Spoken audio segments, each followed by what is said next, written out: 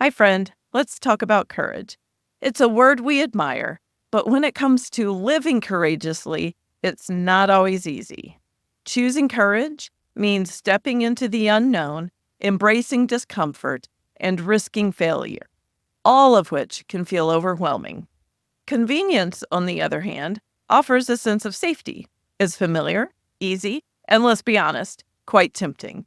But here's the truth: a spirit-filled life, the kind of life where you feel truly alive and connected with God and others, requires courage.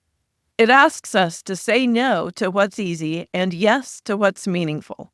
Convenience makes life easier, but it rarely leads to growth. Courage challenges us to step into discomfort and embrace the hard but meaningful work of becoming our best selves. Choosing courage means saying no to what's easy and yes to what's right. It's about living with intention, even when the path forward isn't clear or the outcome guaranteed.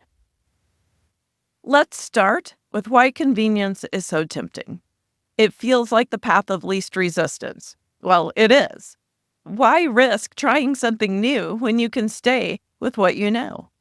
But convenience often keeps us from experiencing the fullness of life. It limits us, while courage expands us. I remember a time when I had to make a choice: take a bold step forward or stay in the comfort of what I knew. I was a biologist and was teaching biology to high school seniors. I liked the school, had a great relationship with the other faculty, and found purpose in teaching the science of life. Everything was fine. Then a call to ministry intruded on my comfortable life. Let me be honest with you. I was not happy about that and did my best to ignore it. Accepting that call meant I would have to move 2 states away to attend seminary for 3 years, then relocate again to only God knows where, and serve as a minister to a church. That's a whole lot of change and upheaval. Not to mention the thousands of dollars seminary would cost, as well as 3 years of not having a salary and investing in retirement. It was all too much. Besides, my life was fine.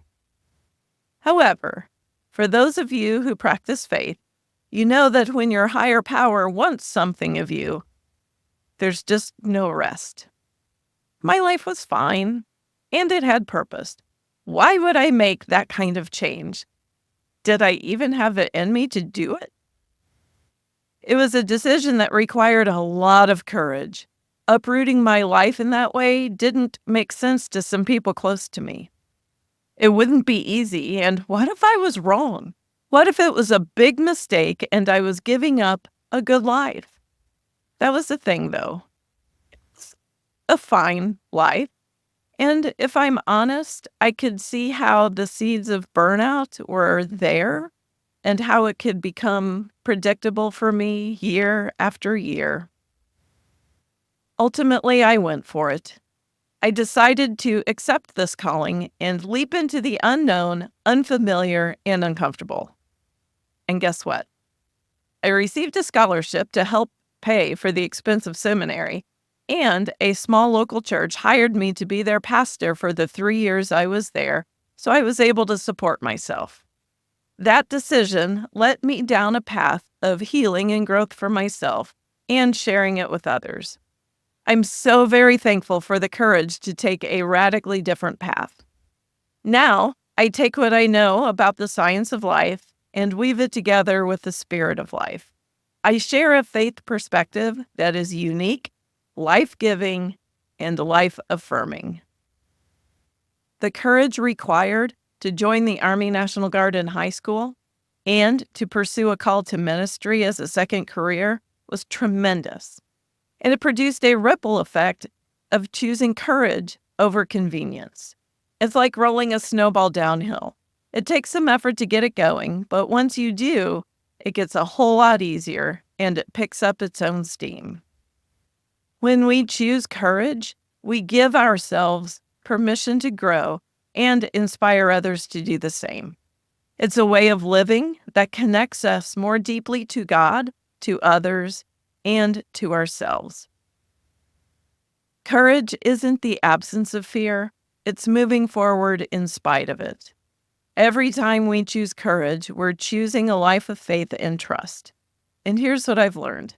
Courage leads to transformation, not just in our own lives, but in the lives of those around us. Convenience may feel easier in the moment, but it often leads to regret. Courage, on the other hand, might be harder, but it can lead to a life of meaning and purpose. I have to confess, there have been times when I summoned courage to do a hard thing and failed miserably. There are no guarantees in this life. Yet I wouldn't change those experiences. Failure is a fantastic teacher. Choosing courage and even failing is where we experience the presence of God most deeply, when we step into the unknown and trust that we're not alone. So here's my challenge for you. Identify one decision where you've been choosing convenience over courage.